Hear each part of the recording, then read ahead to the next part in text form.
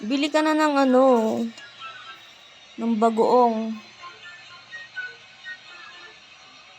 At ako'y magluluto na ng sitaw. Tapos nor cubes na ano, isda. Walang nor cubes na isda. Meron nga, magtanong ka. Walang isda nor cubes. Meron. Ang kulit ano ka? Hipon meron, isda wala. Meron, may isda, may karne, may manok, may hipon.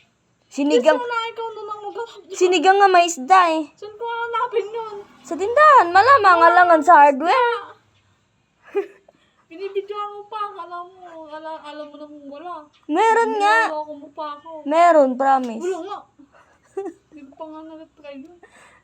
Kaya nga, itatry natin ngayon. Wala nga eh. Hindi ka nakipin. May sinigang na isda. Meron ding nor na isda. Sinigang yun, walang isda. Hipon lang meron. Meron nga. Ang kulit mo. Hindi ka pinakaintindi ng Tagalog? Meron nga. Wala nga. Bumili ka na lang. Wala nga. Lah, turuan mo pa yung ano, may tindahan. Turuan mo pa yung may tindahan. Oh, Wala naman talaga.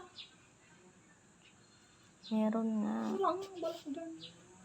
Paano ko tululutuin ng walang nor cubes na isda? Pwede lutuin na wala na orcabs yan.